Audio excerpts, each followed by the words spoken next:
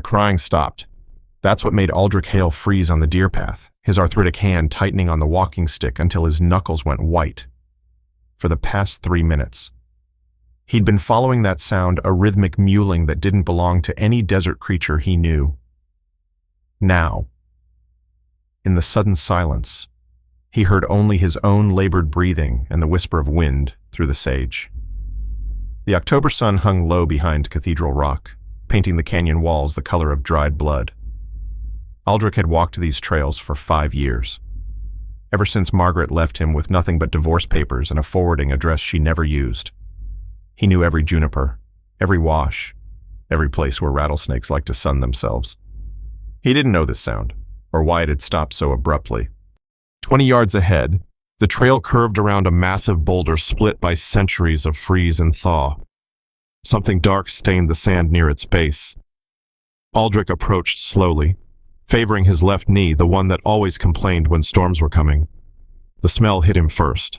Metal and rot, infection and something else, something wild and desperate. Then he saw her. The lioness lay on her side in a natural depression between 2 rocks, her white coat white. Lord have mercy, not the usual tawny gold matted with dirt and worse.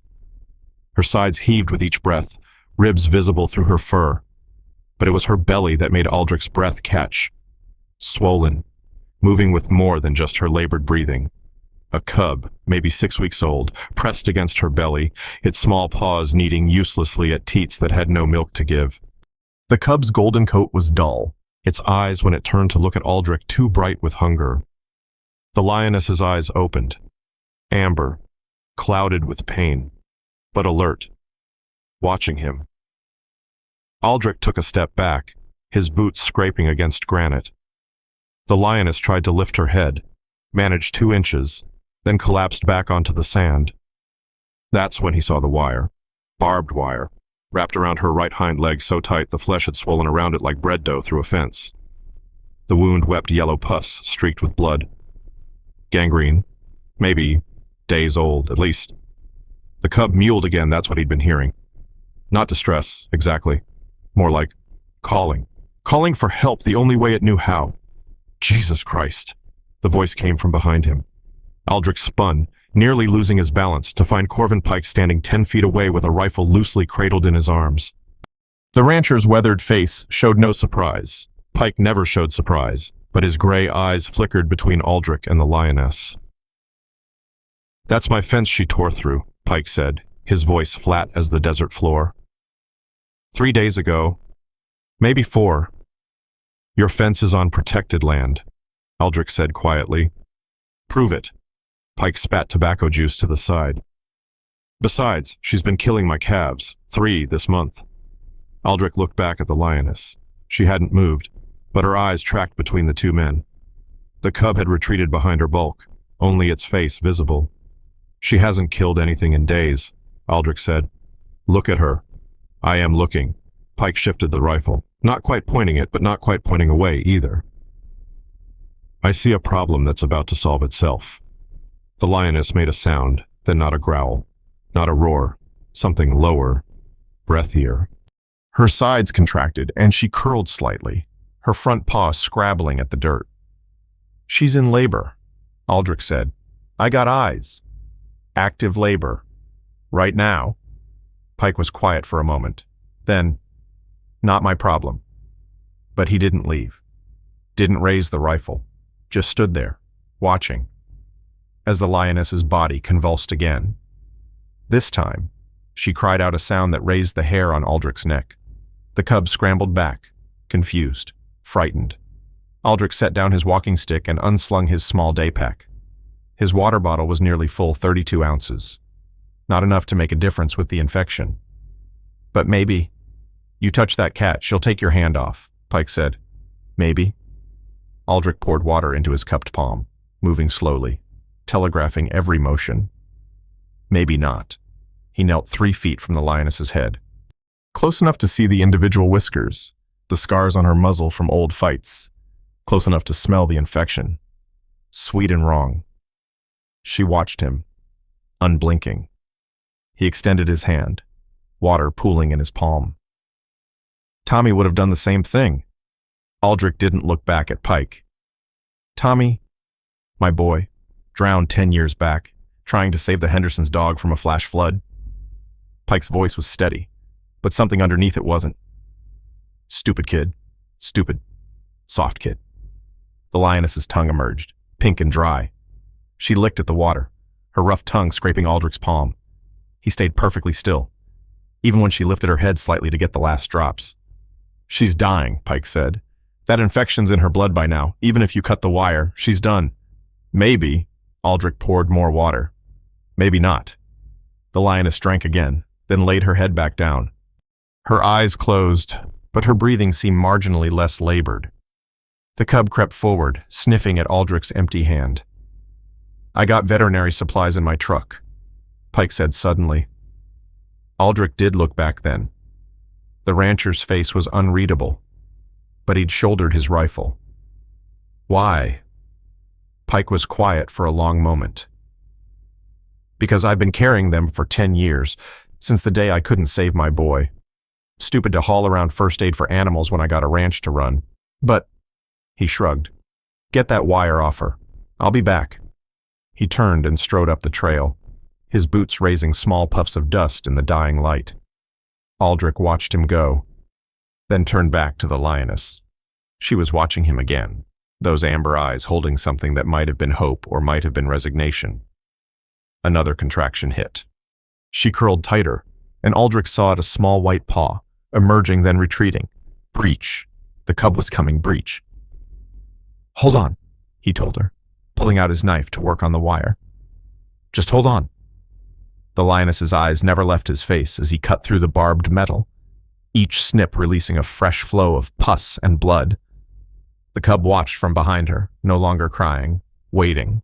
They were all waiting for Pike to return, for the baby to come, for whatever would happen next in this box canyon as the sun died behind the mountains. The wire came free with a soft snap. The lioness shuddered, then pushed. The white paw appeared again. Aldrich had helped birth calves on his uncle's ranch 50 years ago. This wasn't that different. It couldn't be. He reached out slowly, his fingers brushing the emerging paw. The lioness didn't attack. She pushed again, a low moan escaping her throat. I know, Aldrich said softly. I know it hurts. But we're going to get through this. He wasn't sure if he was talking to the cat or himself. Before we continue, please leave a like and subscribe. Let me know which city you're watching from. Now, let's get back to the story. The paw slipped back inside. Aldrich's fingers came away slick with birth fluid. The lioness panted, her tongue lolling. Each breath rattled wet in her chest. The older cub pressed against the canyon wall, its body a tight comma of fear. Boots on gravel. Pike dropped a canvas bag beside Aldrich, then knelt on the lioness's other side. His hands, Aldrich noticed, shook slightly as he unpacked sealed packages. Saline, syringe, antibiotics. Pike lined them up on a flat stone. No oxytocin. That's prescription only. The lioness contracted again. Her back legs straightened, trembled. The white paw emerged further this time up to what would be the cub's elbow. No second paw. No muzzle. Single leg presentation, Pike muttered. He pulled on latex gloves from the kit. You ever turned a breech calf? Once, 40 years ago. Same principle. Maybe. Pike poured saline over his gloved hands. Hold her head. If she moves while my hand's inside, we're both done. Aldrich shifted position, his knees grinding into the sandy soil. He placed both hands on the lioness's neck, feeling the rapid pulse under her fur. Her eye rolled back to watch him. Pike worked his fingers alongside the protruding leg. The lioness tensed, her claws extended, raking grooves in the dirt. Easy, Aldrich whispered. He could feel her muscles bunching under his palms. One twist of her head.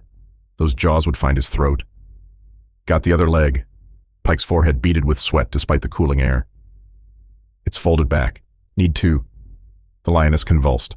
Her head whipped toward Pike. Aldrich threw his weight forward, pinning her neck. She could have fought him off even weakened. She had the strength, but she stopped, her eye finding his again. Now, Aldrich said. Pike pulled. The second tiny paw appeared, then both legs to the hocks. Pink pads, translucent claws. but the body wouldn't follow. Heads turned. Pike's jaw clenched. Can't get purchase. The lioness's breathing went shallow, too shallow. Her eye began to glaze. She's giving up, Aldrich said. Pike withdrew his hand. Blood and fluid coating the glove. He grabbed the syringe, drew antibiotics from a vial. This might buy her an hour, maybe. That's not enough time. You got a better idea. The older cub crept closer. It sniffed at its mother's face, then at Aldrich's hand, made a small sound in its throat, not quite a mew, not quite a growl. Then it did something unexpected. The cub walked to Pike's medical bag and grabbed a sealed gauze packet in its teeth, dragged it toward Aldrich, dropped it at his knee. Pike stared. What the hell? The cub returned to the bag. Another packet. This time the surgical scissors in sterile wrap, its movements deliberate, not playful. Someone trained it, Aldrich said. Mountain lions don't fetch, but the evidence lay there in the dirt. The cub sat beside the supplies it had retrieved, looking between the two men, waiting. Aldrich tore open the gauze. The lioness's breathing had gone thready, barely lifting her ribs. He pressed the gauze against the worst of the infected wound where the wire had cut deepest. Black fluid seeped through immediately. That won't save her, Pike said. Not trying to save her yet, just trying to keep her here long enough to... The lioness pushed, weak, but purposeful. The tiny white legs slid out another inch. Pike moved back into position, fresh glove on his hand. One more try, then we're done. His fingers worked alongside the cub's legs. Aldrich watched the man's face contort with effort. The tendons in Pike's neck stood out like rope. There, Pike's voice cracked. Got the head, but Christ, it's big. Too big. Pull anyway. Could tear her. She's dying regardless. Pike met his eyes across the lioness's body. Something passed between them, an understanding that had nothing to do with the cat. Tommy was 12, Pike said. He began to pull, steady traction. Smart kid, too smart. Saw things others didn't. Animals trusted him. The legs emerged to the hips, white fur, matted with fluid. I thought he was soft, weak, tried to toughen him up. The lioness groaned. Not a cat sound, something deeper, more primal. Took him hunting. Made him watch me gut a deer. Pike's hands never stopped working. He threw up, cried. I called him names I can't take back. The cub's body emerged to the shoulders. No movement, no sign of life. Next day, he freed every animal from my traps. Left a note saying he was sorry for disappointing me. Pike's voice dropped. Found him 2 hours later in Skeleton Wash, flash flood. He'd gone in after the Henderson's retriever. Dog made it out. The head emerged. The cub lay still, covered in birth sac. Pike ripped the sac with his teeth, spit, cleared the cub's airway with his fingers. Nothing. Aldrich grabbed the tiny body, held it upside down, swung it gently to clear fluid from the lungs. The way he'd seen ranch hands do with calves. The older cub watched, pressed against its mother's back. Nothing. Pike took the cub back, placed his mouth over its tiny muzzle and nose. Blew gentle puffs of air. The small chest expanded, contracted, expanded again. A cough, weak, wet, then a thin cry. The white cub struggled, legs paddling air, alive. Pike set it against its mother's belly. The lioness's eye tracked to her baby, but she didn't lift her head. Couldn't. She's hemorrhaging, Pike said. Blood pooled beneath the lioness's tail, bright arterial red. Aldrich pressed more gauze against the source. Useless. The blood soaked through instantly. We need a vet, he said. Nearest one's 40 miles. Sarah Winters. She won't come for this. She will if you ask. Pike's face hardened. I don't ask for favors. Then I will. With what phone? Aldrich looked at the satellite phone clipped to Pike's belt. Pike followed his gaze. No. Your son would... Don't... Pike stood abruptly. Don't you dare tell me what Tommy would do. The lioness convulsed. Another rush of blood. Her breathing went shallow, then stopped. Aldrich put his hands on her chest, compressed. 1, 2, 3. The older cub yowled. Stop, Pike said. Let her go. No, you're torturing her. I'm giving her a chance. Compress, compress, compress. The lioness's eye had rolled back, Showing white, Pike knelt beside him, grabbed his wrists. "Stop! Get your hands off!" The lioness gasped. Her chest rose on its own. Once, twice. Her eye rolled forward, focused on the white cub trying to nurse at her belly. "Call Sarah," Aldrich said. "Now." Pike's hands released his wrists. The rancher stood slowly, unclipped his phone, dialed. "Sarah, it's Corv. I need you to—" He stopped, listened. His face changed. "When—" Aldrich kept his hands on the lioness's chest, feeling for the heartbeat. "They're weak, but steady." "No, I understand." Pike's voice had gone flat. "But thanks for telling me." He ended the call. "She coming?" Aldrich asked. "Her daughter called, says there's a message for you. From your daughter. Emily's in the hospital. Asking for you."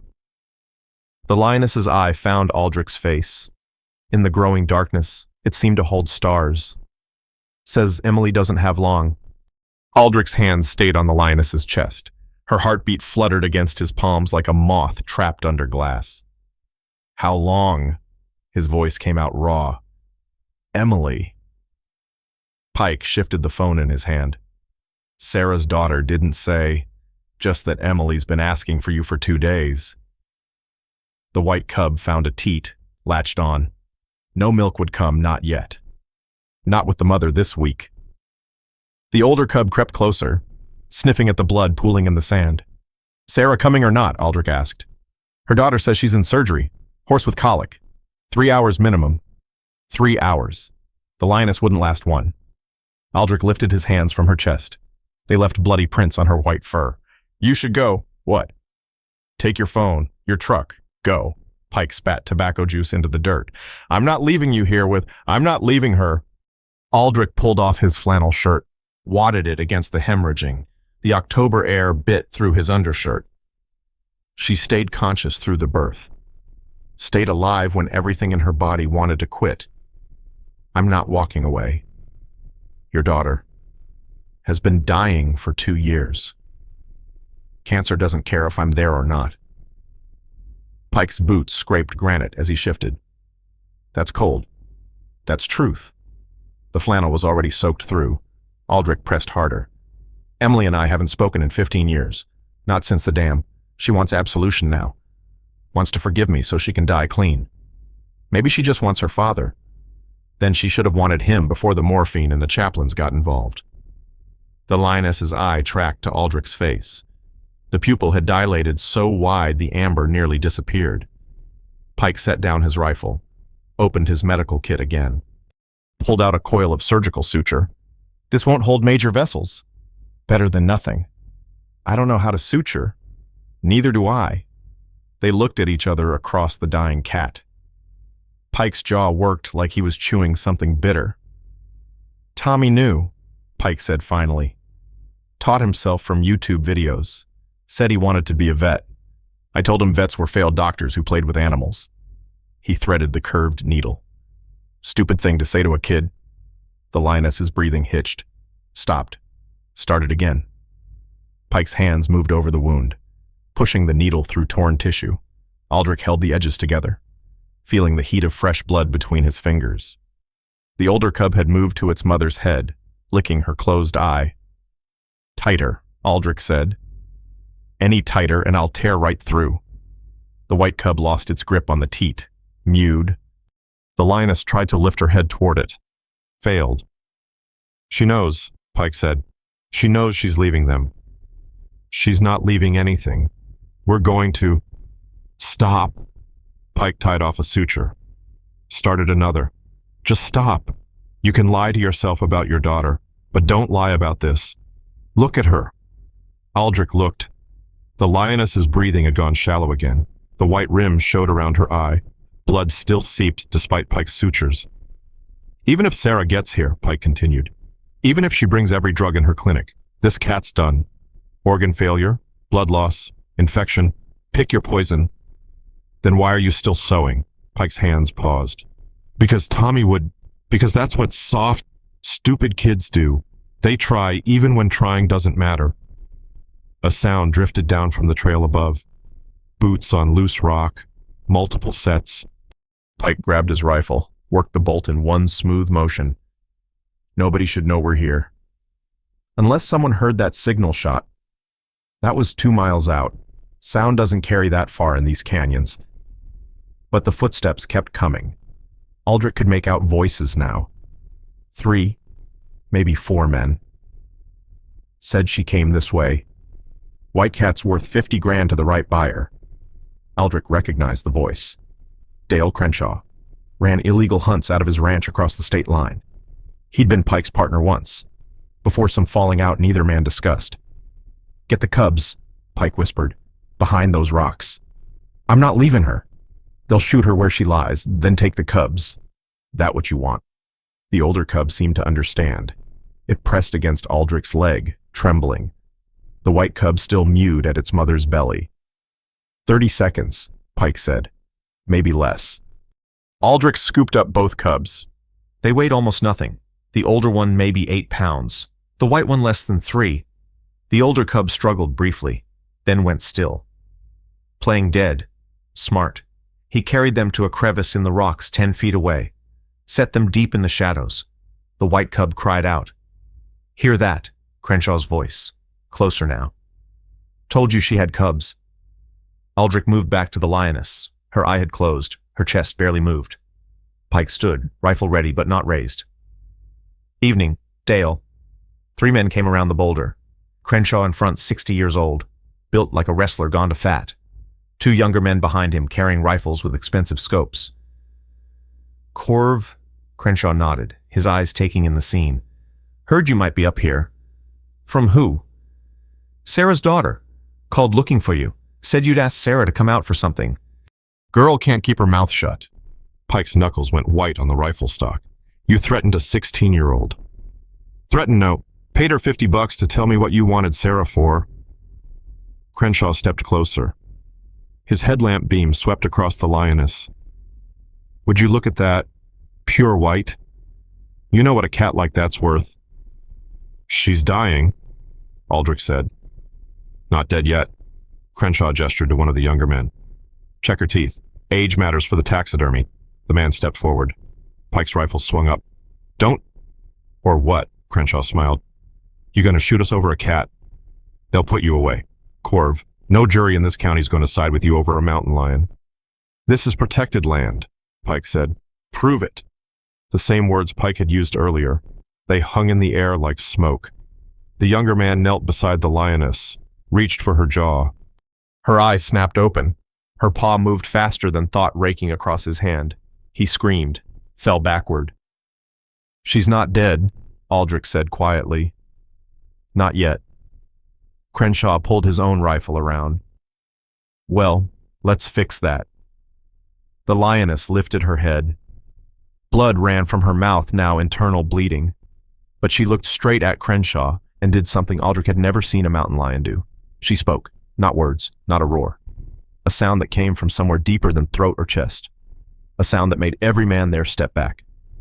Mom. A new voice. Young, female. From the trail. Sarah Winters came around the boulder. Medical bag in hand. 18 years old. Not 16. Not Sarah's daughter. Sarah herself. Sarah Winters dropped to her knees beside the Lioness, her headlamp cutting through the gathering dark. Not the 40-year-old veterinarian Aldrich had expected. This girl couldn't be more than 18, 19 at most. You said you were in surgery, Pike said. I lied. She pulled supplies from her bag, IV line. Bags of saline, syringes. Her hands moved with practiced efficiency despite their tremor. Figured you wouldn't let me come if you knew I was just a vet tech student, Crenshaw laughed. A student, this gets better. Sarah ignored him, pressed her stethoscope to the Lioness's chest. Her face tightened. Heart rate's 30. She needs blood. Now. We don't have blood, Pike said. Then she dies. Sarah pulled out a large bore needle. Unless, she looked at the men. Anyone hero negative? Silence. Animal blood types don't match human, Aldrich started. I'm not transfusing human blood. Sarah found a vein in the Lioness's front leg, slid the needle in. But I can use synthetic expander.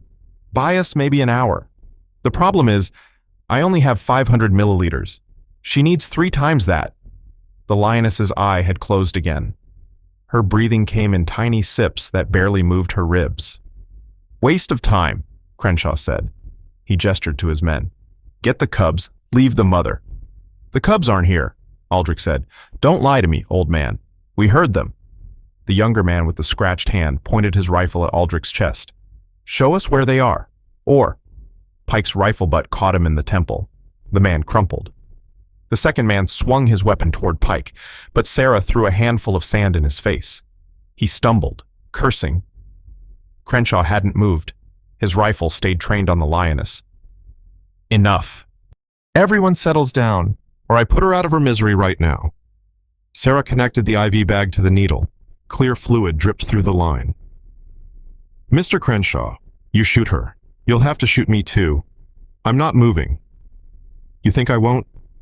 "I think you're a businessman." Sarah adjusted the drip rate. "This white lioness alive, with cubs. She's worth 100 grand to a private collector. Dead. Maybe 20 for the pelt. You kill her now. You're throwing away $80,000. Crenshaw's eyes narrowed. "She's dying anyway." "Maybe, but I've got drugs you don't. Antibiotics, clotting factors, oxytocin to stop the bleeding." Sarah pulled out another syringe. "Give me 1 hour. If she dies, you get the body and I'll tell you where the cubs are. If she lives..." "If she lives," Sarah looked at Pike. "Then Mr. Pike here owes me a favor. A big one." Pike's face darkened. "What kind of favor?" "The kind where you tell me what really happened to Tommy." The name hung in the air. Pike's rifle trembled. "Tommy's dead," he said. "Drowned. End of story." "That's not what his journal says." Pike went still, even in the bad light. Aldrich could see the color drain from his face. "What journal?" Pike's voice came out strangled. Sarah drew medication into a syringe. "The one I found in the old line shack on your property. Tommy wrote in it every day, including the day he died." She injected the medication into the IV port. "Antibiotics going in. Mr. Hale, I need you to keep pressure on that hemorrhage." Aldrich pressed his wadded shirt against the wound. Blood seeped warm between his fingers, but slower now. "You're lying," Pike said. "There was no journal." Blue composition notebook, hidden under a loose floorboard. Sarah prepared another syringe. "First entry was January 2nd, 10 years ago. Dad made me shoot a rabbit today. I threw up. He laughed." Pike's rifle lowered an inch. "You read it." His voice cracked. "Every word." Sarah injected the second syringe. "Clotting factor. Might help. Might not." She looked up at Pike. "Tommy didn't die saving a dog." "Shut up." "He died saving..." "Shut your mouth." The Lioness convulsed. Her back legs kicked out, catching Sarah in the ribs. The girl grunted, fell sideways. "She's seizing." Sarah gasped, pushing herself up. "Hold her head. Don't let her bite her tongue." Aldrich moved to the Lioness's head, gripped her skull between his hands. Her jaw snapped open, closed, open again. Pink foam frothed from her mouth. "What's happening?" Pike demanded. "Could be the antibiotics. Could be brain damage from blood loss." Sarah grabbed another syringe. "Or could be..." She stopped, stared at the Lioness's belly. "Oh no." "What?" "There's another cub." Aldrich looked. The Lioness's abdomen, which should have deflated after birth, still showed a distinct bulge on the left side. "That's not possible," Pike said. "We delivered the cub. 1 cub. Lions can have up to 4. Sarah ran her hands over the swollen area. "This one's still high, way too high. It never descended into the birth canal." The seizure stopped. The Lioness lay still, only the faint rise of her chest showing life. "If it's not in the birth canal," Aldrich started, "then it's probably dead. Has been for hours. Toxins building up." Sarah pulled on fresh gloves. "I have to get it out or the mother dies, but I need better light. And someone needs to hold her absolutely still." "I'll hold her," Pike said. "You'll shoot Crenshaw if he moves," Sarah corrected. "Mr. Hale and I will handle this." Crenshaw laughed. "You think Corv's gonna shoot me over a cat? Tell her? Corv, tell her about the last time you pointed a gun at me." Pike's jaw clenched.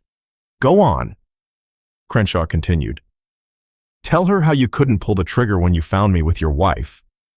Couldn't do it when I was stealing your cattle. Sure as hell won't do it now. That was different. How? Pike looked at the lioness, then at Sarah. Tommy's journal. What does it say about the day he died? Sarah's hands paused in their work. Help me save her, and I'll tell you. Tell me now. After. The lioness's breathing hitched. Stopped for 3 seconds. Started again weaker. Choose fast, Sarah said. She's got maybe 5 minutes. Aldrich felt the skull between his hands. Still warm, but cooling. The foam around her mouth had turned red, internal bleeding getting worse. From the rocks came a thin cry, the older cub calling for its mother. The cubs won't survive without her, Sarah said. Even if we bottle feed them, they need her for weeks, months. Lions aren't like house cats. The mother teaches them everything. Another cry from the rocks. This time the white cub joined in, their voices creating a harmony that raised goosebumps on Aldrich's arms. The lioness's ear twitched toward the sound. Her eye opened, unfocused, searching. She hears them, Aldrich said. Of course she hears them. Sarah positioned herself at the lioness's hindquarters. She's their mother. She'll hear them until her brain shuts down. She looked at Crenshaw. You have kids. 2 sons. Then you know what it means to hear your child cry and not be able to help.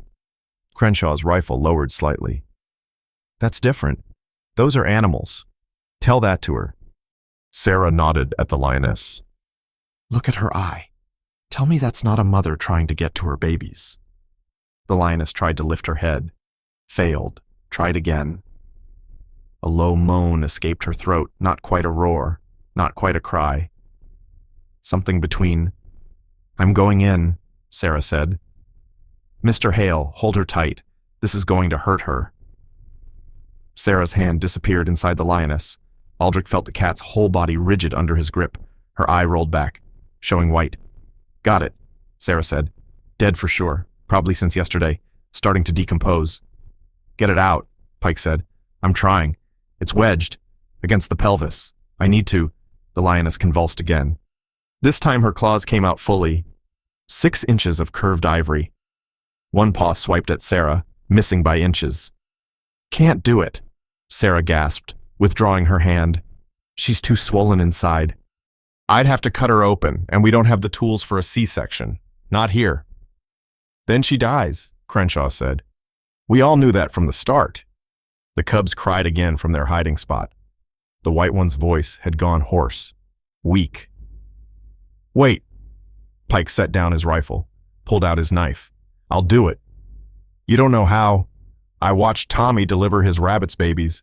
When it couldn't push them out, he did a C-section with my skinning knife and fishing line. Pike's hands shook as he spoke. I called him weak for crying when 2 of them died, but the mother lived. 3 babies lived. This isn't a rabbit, Sarah said. No, but dead is dead, and trying is trying. Pike looked at Aldrich. That's what you said. Right, we give her a chance. Aldrich nodded. The lioness's skull felt lighter between his hands, like something essential was already leaving. Do it, he said. Pike knelt beside Sarah. His knife gleamed in her headlamp beam. You'll need to cut here, Sarah said, indicating a line on the lioness's abdomen. 6 inches, through skin, muscle, then the uterus. One smooth motion, or... A gunshot split the air. Rock exploded inches from Pike's head. Everyone froze. Sheriff Jackson Wells stood at the canyon entrance, service weapon drawn. 2 deputies flanked him. Nobody moves, the sheriff said. Everybody drops their weapons. Now. Crenshaw smiled. About time. Sheriff, these people are interfering with a legal hunt. Legal. The sheriff stepped into the light. Dale, you're on protected federal land with no permit, carrying rifles after sunset. That's 3 felonies right there. This isn't federal land. The sheriff pulled out a GPS unit. Want to bet your freedom on that? The lioness made a sound soft. Almost nothing. Her eye fixed on something past Aldrich's shoulder. He turned. The older cub stood in the open, the white cub dangling from its mouth. It carried its sibling toward its mother, struggling with the weight, but not stopping. Nobody move, the sheriff said. Nobody even breathe. The older cub reached its mother, set the white cub against her belly. Then it looked directly at Pike and did something impossible. The older cub placed its paw on Pike's knife hand, pressed down, the gesture deliberate, unmistakable no. Pike's fingers opened. The knife fell into the dirt. "Jesus," Crenshaw whispered. The cub turned to its mother's face, licked the blood from her muzzle with careful strokes. The white cub mewed weakly, trying to nurse at teats that gave nothing. "Sheriff," Sarah said, not taking her eyes off the lioness. "This animal has minutes. I need to operate. Now." "Can't let you do that." Wells kept his weapon trained on Crenshaw's group. "Cutting open a protected species, even to save it, that's federal. I'd have to arrest you. Then arrest me after." "Doesn't work that way." The lioness's chest stuttered, stopped, rose again with visible effort. Aldrich's hands cramped from holding her skull. "Sheriff, you remember the reservoir 20 years back?" Wells glanced at him. "The die-off, sure. That was my design flaw." The words scraped his throat raw. "Killed everything downstream for 6 miles. Fish, frogs, insects, everything. That was ruled an accident. Doesn't matter. I killed a whole ecosystem with bad math and pride." Aldrich felt the lioness's pulse against his palms. 40 beats. Then nothing. Then 20 more. Been living with that for 2 decades. Now I got a chance to save something instead of killing it. You want to arrest me for that? You go ahead. Wells's radio crackled. "Sheriff, you there?" "Busy. Dispatch. Got a woman on the emergency line, says she's dying, needs to speak to her father. Says you'll know who." Aldrich's grip tightened on the lioness's skull. "Tell her I'm not available," Wells said. "Sir, she's calling from Mercy Hospital. Says she doesn't have long. Please." The lioness's eye opened. Found Aldrich's face. Her pupil had contracted to a pinpoint. "Patch her through," Aldrich said. Wells looked at him. "You sure?" "Do it." The radio clicked. Static. Then a voice Aldrich hadn't heard in 15 years. Thin now, carved down by disease. "Dad." His throat closed. The lioness blinked slowly, her eyes still on his. "I'm here. M." They said, a wet cough interrupted. "Said you're with an animal, trying to save it." "Yeah." Mom would have laughed. "You wouldn't even let me have a goldfish." That was different. "Why?" The lioness tried to lift her head toward her cubs. Failed. The older cub pressed against her throat, purring, trying to comfort its mother the only way it knew. "Because I was different," Aldrich said. Emily's laugh turned into another cough. "The dam wasn't your fault." "Yes, it was. The concrete supplier. They used the wrong mix." "I saw the reports. I should have caught it. Dad, listen, I don't have—" Her voice faded, came back weaker. "I need you to hear this. The anger I've carried. It wasn't about the dam.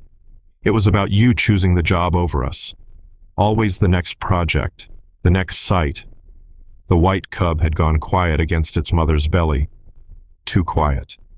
"But now," Emily continued, "hearing you're there, helping something that needs you, maybe that's who you always were. Just took me too long to see it. Save her. Dad. Whatever it is.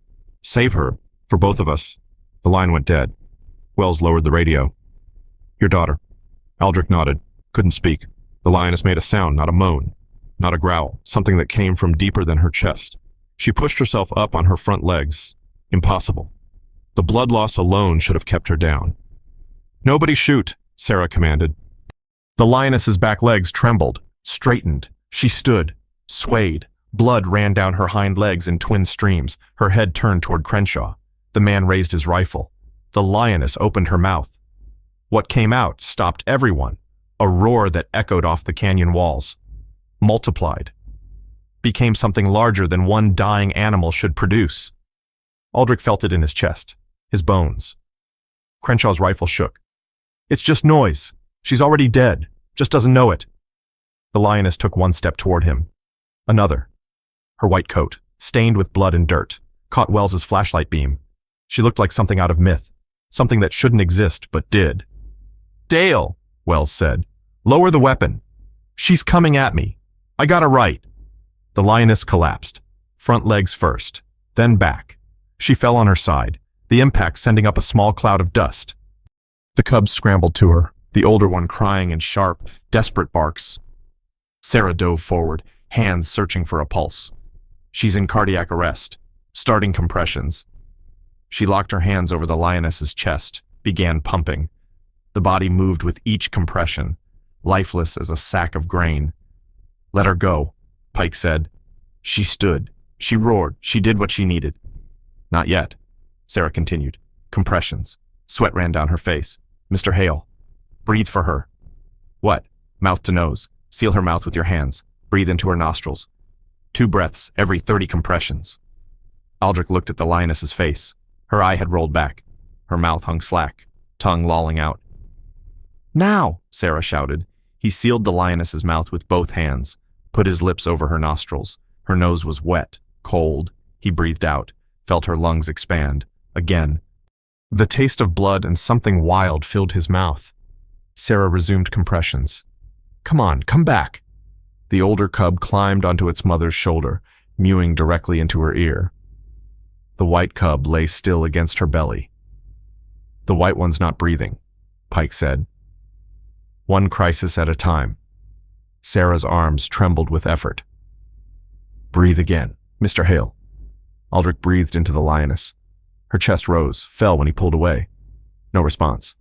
"How long do we do this?" Pike asked. "Until she comes back or my arms give out." Sarah glanced at the white cub. "Mr. Pike, check that baby." Pike knelt by the white cub, picked it up. It hung limp in his hands. "Cold. No breath. Rub it. Rough, like you're trying to dry it." Pike rubbed the cub between his palms. Nothing. Harder. He rubbed more vigorously. The tiny body flopped with each motion. Wells's radio crackled again. "Sheriff, we got a situation. News van just pulled up. Someone live-streamed this whole thing. It's going viral." "Keep them back," Wells said. "Nobody else comes down here." "Sir, there's already about 50 people gathering. More coming." Sarah's compressions slowed. Her face had gone pale. "I can't my arms." Aldrich took over, locking his hands over the lioness's chest. The first compression sent pain shooting through his arthritic joints. He ignored it, pushed again. "That's 28, 29, 30, Sarah counted. "Breathe." He sealed the mouth, breathed into her nose, pulled back. Something different this time, resistance. Her lungs didn't want to expand. "She's building fluid," Sarah said. "Pulmonary edema. We're losing her." The older cub climbed down from its mother's shoulder, walked to Pike, took the white cub's ear gently in its teeth, tugged. Pike looked at the older cub. "What do you want?" The cub tugged again, then released, walked to its mother's head, back to Pike. A clear message: bring the baby to her. Pike carried the limp white cub to its mother's face, held it against her muzzle. The older cub began to purr, deep, rhythmic. It pressed its body against its mother's throat, the vibrations traveling through her neck. "Wait," Sarah said.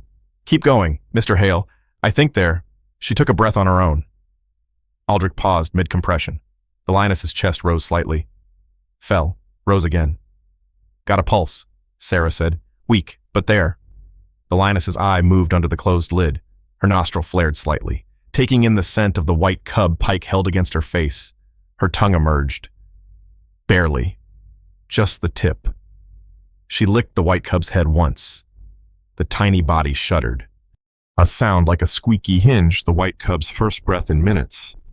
"No way," Crenshaw said. "That's not possible." Pike cradled the white cub against his chest. It breathed in tiny gasps, but it breathed. "It's possible. Mammals can sometimes trigger responses in their young through scent, touch." His voice caught. Tommy wrote about it in his journal, called it the miracle response. Sarah pulled out her stethoscope. Heart rate climbing, 40, 50, still too low, but improving. She looked at the dead cub still inside the mother. "But if we don't get that out..." "Do it," Pike said. "I need steadier hands than mine. They're shaking too bad." Pike looked at his own hands, trembling worse than Sarah's, then at Aldrich. "You do it." "I don't know how..."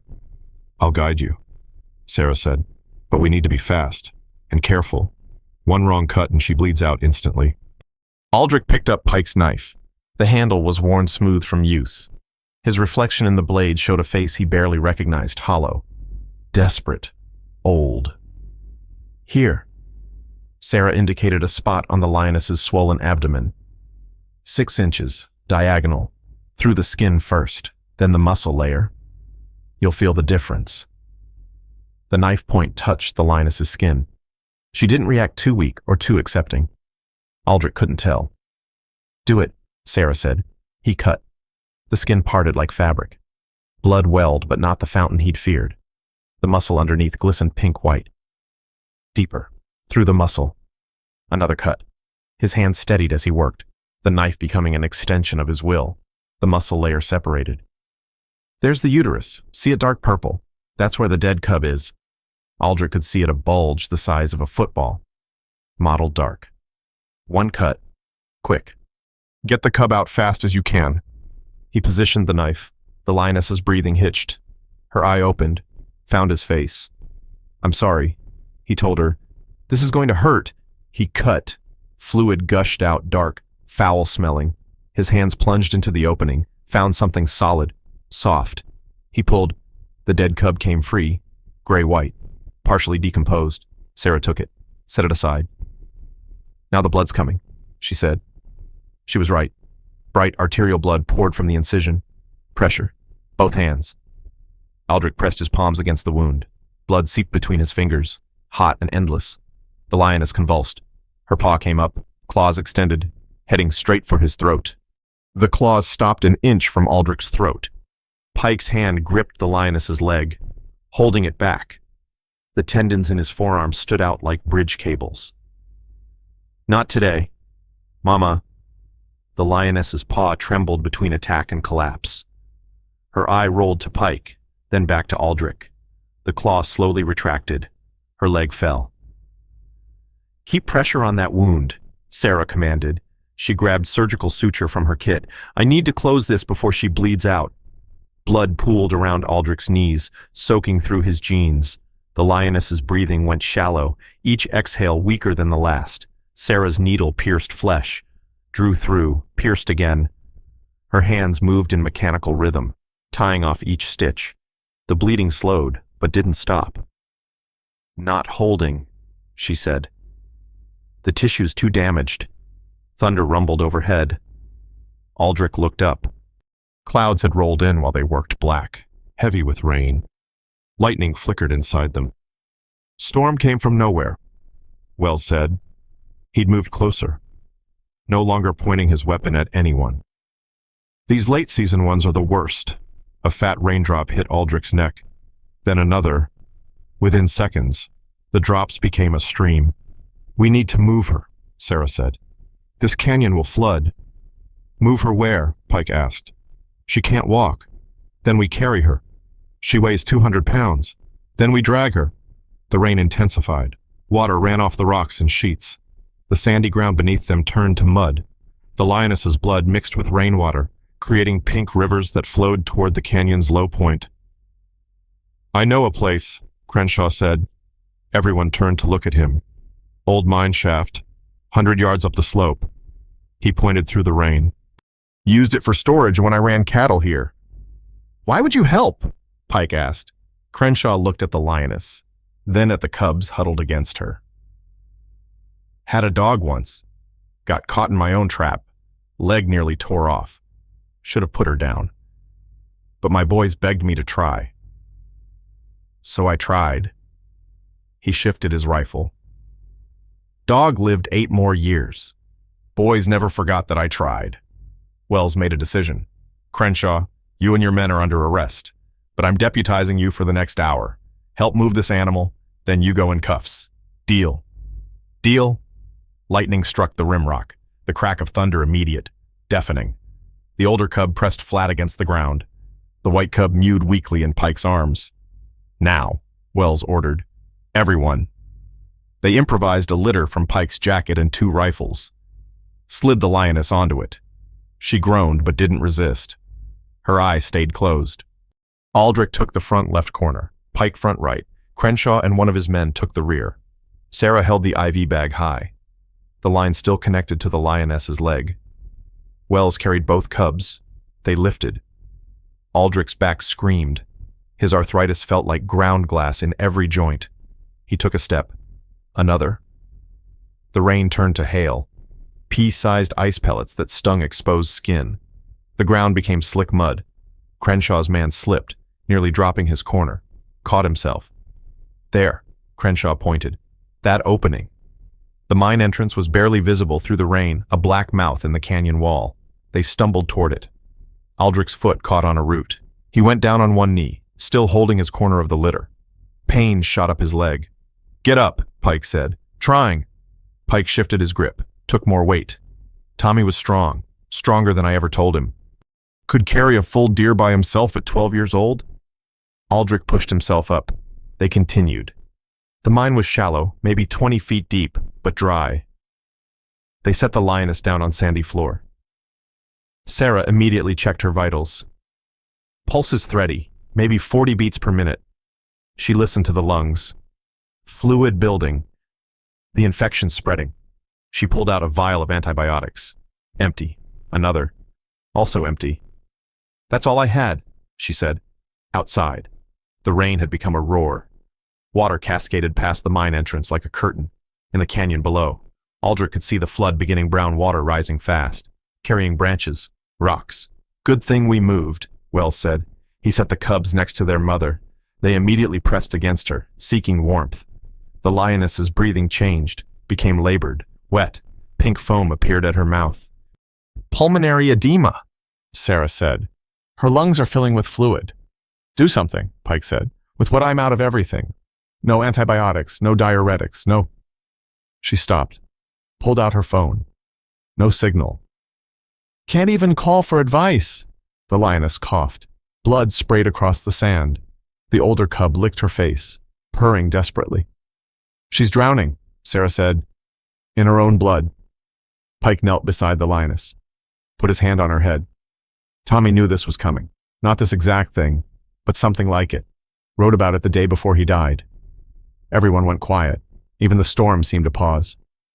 He'd been tracking a wounded bear, saw it was pregnant, knew it would die without help. Pike's voice dropped. "I forbade him. Said nature doesn't need our interference." So he snuck out. Middle of the night. The lioness's breathing grew more labored. 20 seconds between breaths now. Flash flood caught him at Skeleton Wash, but here's what Sarah knows that I never told anyone. Pike looked at the young woman. He had the bear with him, in the truck. He'd already saved it. Could have driven straight home. Instead, he went back for her cubs. The news said he was saving a dog. Wells said. I lied. Thought people would call him foolish for dying over wild animals. Thought it would dishonor his memory. Pike laughed bitterly. But I'm the one who dishonored him, by being ashamed of his compassion. The lioness stopped breathing. Sarah started compressions again, but her movements were weak, exhausted. I can't anymore. Aldrich took over. His hands found the rhythm, but the lioness didn't respond. Her body felt different, empty, like whatever had animated it was gone. Stop, Sarah said after 2 minutes. She's gone. The older cub stood on its mother's chest, pawed at her face. The white cub tried to nurse, found nothing. Pike pulled out his satellite phone. I'm calling my ranch. Get my helicopter here. Take the cubs at least. No helicopters in this storm, Wells said. Nothing's flying in this. The older cub began a sound Aldrich had never heard from a mountain lion. Not quite a roar, not quite a cry. Something between grief and rage. It echoed in the small mine, building on itself. The white cub joined in, its voice thin but carrying the same frequency. Jesus, Crenshaw whispered. They're calling her back. Sarah checked for a pulse again. Nothing. Put her ear to the lioness's chest. Her face changed. Wait, I hear something. Not a heartbeat, something else. She pressed her stethoscope to different spots on the chest. Her eyes widened. There's another cub inside her, and it's moving. That's impossible, Pike said. We got the dead one out. Different position. This one's in the chest cavity. Must have migrated through a tear in the diaphragm. It happens rarely, very rarely. Is it alive? The movement could be agonal. Death throes. Sarah grabbed Pike's knife. But if there's even a chance... You cut into her chest. That's it, Wells said. She's definitely dead then. She's dead now. No. The older cub stood between Sarah and its mother. Ears flat, tiny fangs bared. The cub won't let us. Sarah looked at the cub. Baby, your mom is gone, but maybe your sibling. The cub hissed, swiped at her hand with claws that, while small, still drew blood. We don't have time for this, Sarah said. That's when they heard it. From deep in the mine, a sound that didn't belong in an abandoned shaft. Breathing, large, not human. Wells drew his weapon. Nobody move. From the darkness at the back of the mine, 2 eyes reflected their lights. Yellow, set wide apart. Another lioness stepped into view. Scarred, old, very much alive, and very pregnant. The old lioness moved forward. Her belly swayed with each step.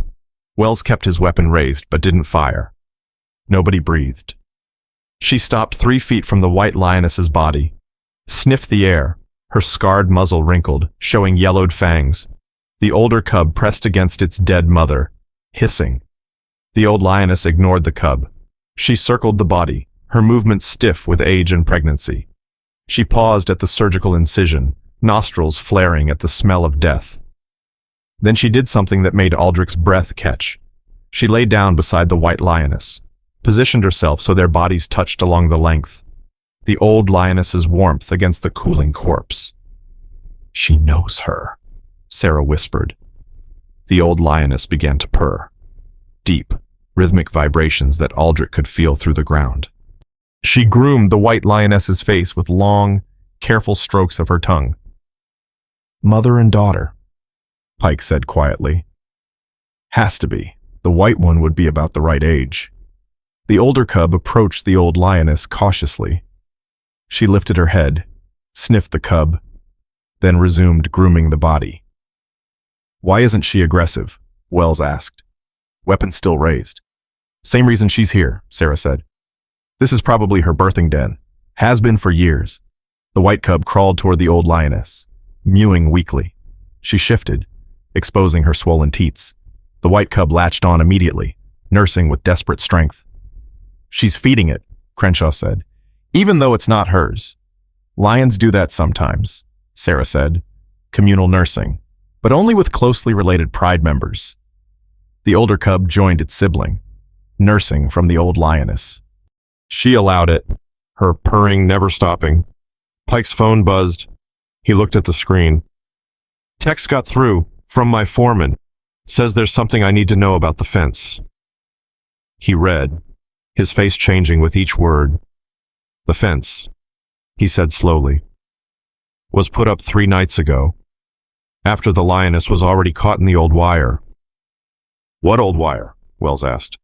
Pike looked at Crenshaw. You want to tell them, or should I? Crenshaw's jaw tightened. That's between us. Not anymore. Pike held up his phone. My foreman found your truck tracks, and the blood trail. You snared her first, didn't you? With an illegal trap? When she broke free, she ran through my fence line. Prove it. Don't have to. The wire fragments Sarah pulled out of her leg. They're not from my fence. Wrong gauge. Pike stood. You've been poaching on protected land, setting snares. The white lioness was just your latest target. Wells turned his weapon toward Crenshaw. That true? She was killing cattle. My cattle, Pike said. Which you were rustling. Tommy figured it out years ago. Wrote about it in his journal. Saw you loading my calves one night. That's why he was out there during the flood following you. That's a lie. Sarah pulled out a water-stained notebook from her bag. Blue composition book. August 10th, 10 years ago. Saw Mr. C taking Dad's cattle again. 4th time this month. Dad won't believe me. Says I'm too soft. Seeing things that aren't there. Have to get proof. Pike's hands clenched into fists. He died trying to prove I was being robbed. And I called him weak. Thunder crashed overhead. The rain intensified, creating a waterfall across the mine entrance. The old lioness continued purring, the vibration steady as a heartbeat. Sarah pressed her stethoscope to the white lioness again. Wait, I'm getting something. She's dead, Aldrich said. It's been 10 minutes. No. Listen. Sarah moved the stethoscope. There. Heartbeat. Faint. But there. The old lioness's purring grew stronger. The vibrations traveled through both bodies, the living and the presumed dead. That's impossible, Crenshaw said. Purring, Sarah said quickly. The frequency, 25 to 50 hertz. Same frequency that promotes bone healing, tissue repair. There are studies. The white lioness's chest moved, barely visible, a breath. She was in cardiac arrest, Wells said. You don't come back from that without intervention, Sarah finished. The old one's been intervening, the purring, the warmth, the stimulation. It's like a natural defibrillator, just much slower. Another breath. Stronger. The white lioness's eye opened, unfocused, clouded, but open. The older cub mewed, scrambling over the old lioness to reach its mother. The white cub continued nursing, oblivious. She's back, Pike said. But for how long? Sarah checked the pulse. 40 beats per minute, still too low, but climbing. She examined the surgical site. The bleeding slowed. The purring might be causing vasoconstriction. English, Wells said. The blood vessels are tightening, natural response to that frequency. The white lioness tried to lift her head, failed. The old lioness licked her face, continuing to purr. We still need to get that cub out, Sarah said. The one in the chest cavity. If there even is one. Sarah pressed her stethoscope to different spots on the white lioness's chest. There. Hear that different rhythm than the mother's heartbeat. She handed the stethoscope to Aldrich. He listened. Under the slow thud of the lioness's heart, something faster, frantic. It's suffocating, Sarah said. The chest cavity's filling with blood. So cut, Pike said. Can't. Not with her conscious. She'd fight, and we have no anesthetic. The old lioness stood suddenly. The cubs protested as her teats pulled away. She walked to the back of the mine, disappearing into darkness. Where's she going? Wells asked. Scratching sounds echoed from the darkness. Digging. She returned carrying something in her mouth. A root, thick as a man's thumb, covered in dirt. She dropped it at Sarah's feet. What is that? Wells asked. Sarah picked it up, smelled it. Her eyes widened. Valerian root, natural sedative. How did she know? She couldn't. It's coincidence. But Sarah was already cleaning the root with water from her bottle. Mr. Pike, your knife. Pike handed it over. Sarah scraped the root, collecting the shavings. This is insane, Crenshaw said. You're going to drug a lion with a random root.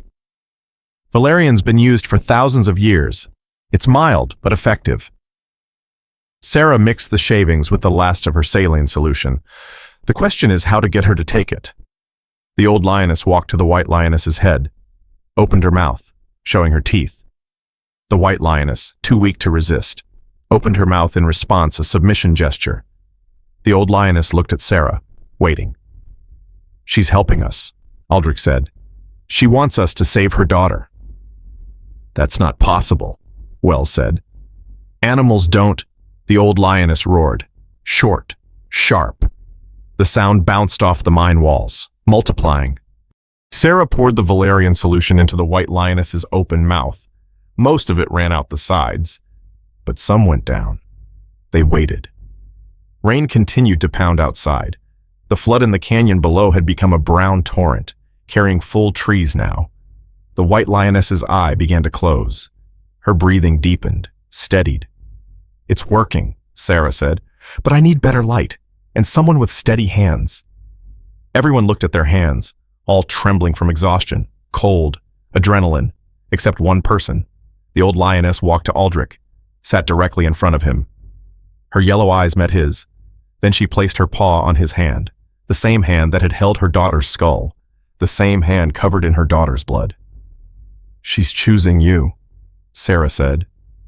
Aldrich looked at his arthritic fingers. I can't. My hands. The old lioness pressed harder. Her claws extended slightly, just enough to prick his skin, not a threat, and insistence.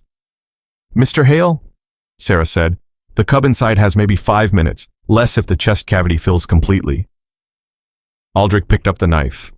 His reflection in the blade showed eyes he didn't recognize. Wild, desperate, ready.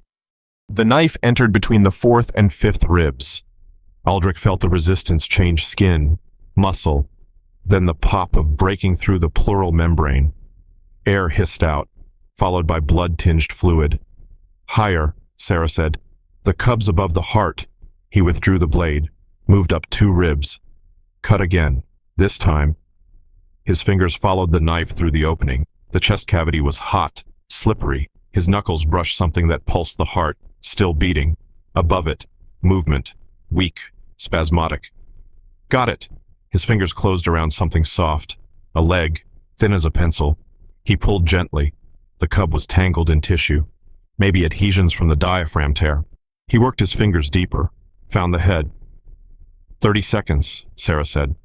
Maybe less. The old lioness moved closer, her breath hot on Aldrich's neck. Watching, he gripped the cub's body, pulled. Something tore inside a membrane or tissue. He couldn't tell. The cub came free in a rush of fluid, tiny, gray-white, not moving.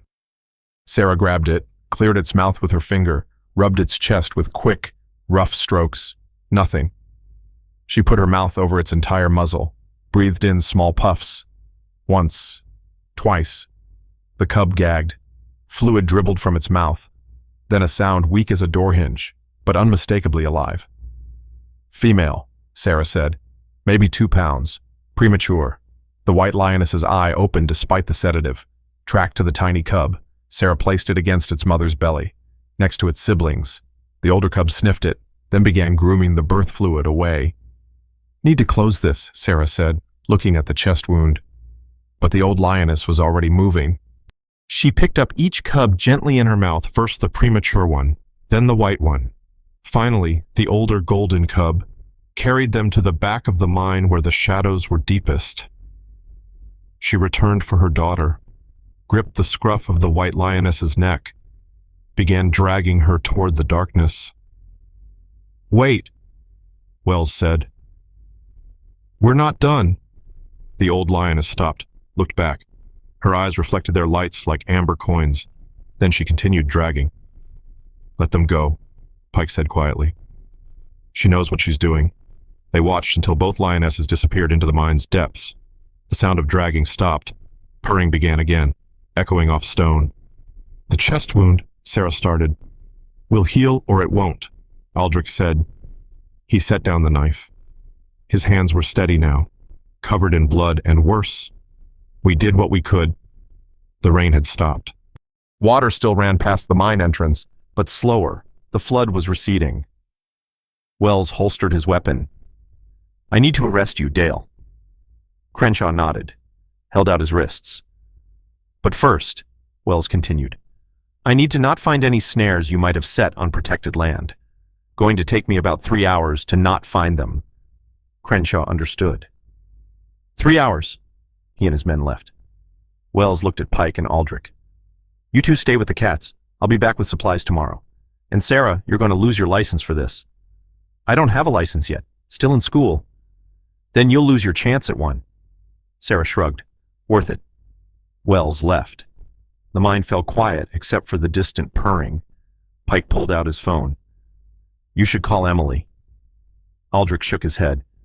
"She said what she needed to say. That was 40 minutes ago. She might still." "No." Aldrich walked to the mine entrance. The canyon below ran with muddy water, carrying away the blood and afterbirth, the evidence of what happened here. She made peace. Let her have it. 3 weeks later, Aldrich climbed the trail slowly. His knee had never fully recovered from that night. Sarah met him at the mine entrance. She'd been coming daily, leaving water and rabbit carcasses Pike provided. "They're moving," she said, inside. The white lioness stood on shaking legs, still thin, ribs visible, but standing. The older cub played with a stick. The white cub wrestled with its premature sister, both healthy now, gaining weight. The old lioness watched from the shadows. She'd grown thin, feeding 4 cubs with milk meant for her own unborn litter. Those cubs had been born dead a week ago. She'd carried each one out, buried them beyond the mine. "Tomorrow," Sarah said. "They'll leave tomorrow." Aldrich nodded. It was time. Dawn, the white lioness, emerged first, tested the air, then called her cubs. They tumbled out, blinking in sunlight they'd barely known. The old lioness came last, touched noses with her daughter. A moment of recognition, of farewell. Then the white lioness began walking north, toward the mountains. Her cubs followed, the older one helping the premature one over rough spots. She paused once, looked back at the mine, at Aldrich standing in its mouth. Their eyes met across 30 yards of desert. She turned away, continued walking. The old lioness remained. She approached Aldrich, stopped just out of reach. Her yellow eyes studied his face. Then she too turned north, following her daughter's path at a distance, guarding the retreat. 6 months later, Aldrich sat in Pike's kitchen, looking at the photo on the laptop screen. Trail camera footage from the high meadows, the white lioness, healthy now, muscled, 3 cubs playing in snow, all 3 surviving even the premature one, though smaller than her siblings. "Emily would have loved this," Pike said. Aldrich touched the screen gently. Emily had died 2 days after the rescue. He'd made it to the hospital for the last hours. They hadn't talked about the dam or the divorce or the lost years. They'd talked about the lioness, about choosing to try even when trying seemed impossible.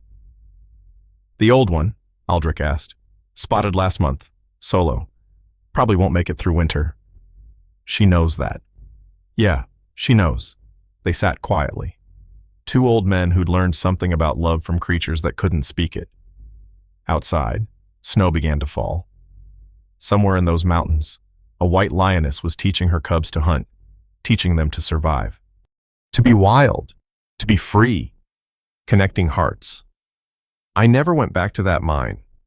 Don't need to. Sometimes at dusk, when the desert light turns everything golden, I know they're out there.